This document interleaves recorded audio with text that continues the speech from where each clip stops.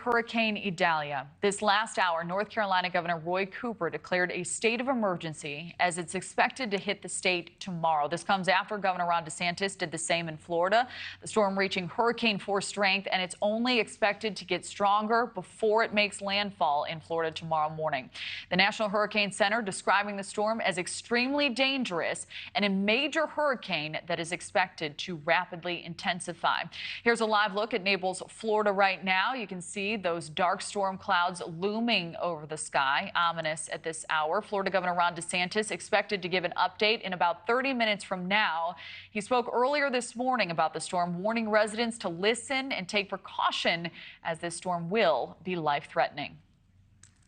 If this storm hits at high tide, storm surge could reach 8 to 12 feet in some areas, and so that would be life-threatening storm surge.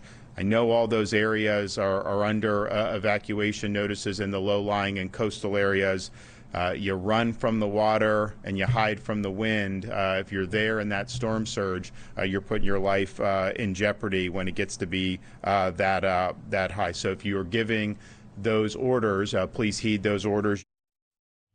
Now joining us now is Weather Nation field correspondent Ben McMillan. Ben, thank you so much for being here. Quite a scene. You are north of Tampa. What are you seeing right now?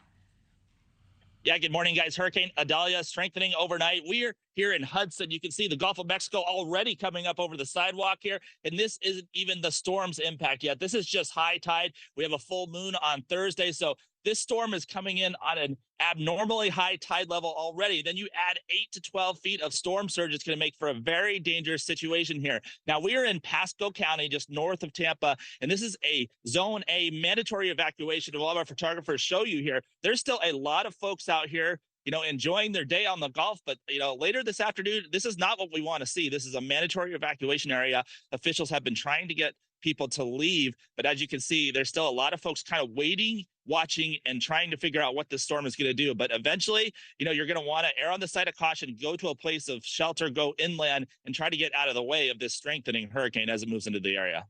Absolutely. So you tweeted last night, rapid intensification starting. This is the real deal. Prepare accordingly. What are you expecting when this storm makes landfall? Well, right now we're at 80 miles an hour. That's a Category 1 that's been upgraded overnight from a tropical storm. But this is going to triple in intensity, become a Category 3. We're going to see that go up 2 more levels with the current forecast. That's winds close to 130 miles an hour. That's very intense wind. With all that surge, with all that wind, it's going to make for a very dangerous situation out here. One of those higher end hurricanes, if the forecast verifies, like we saw last year on the western coast with Ian. So how should people be preparing, Ben?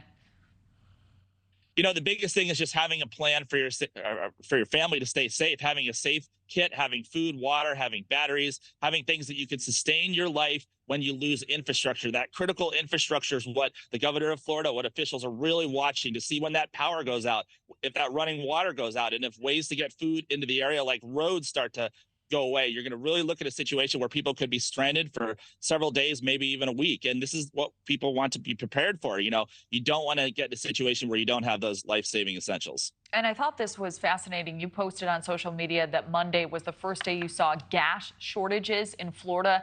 How could that complicate storm preparations?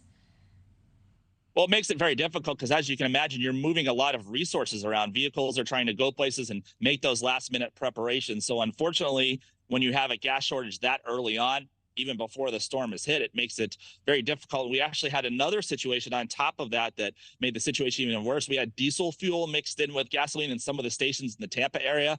So it was a kind of a double whammy when it comes to the fuel. And there are concerns, as you know, about a storm surge. How devastating could that be? What are you expecting?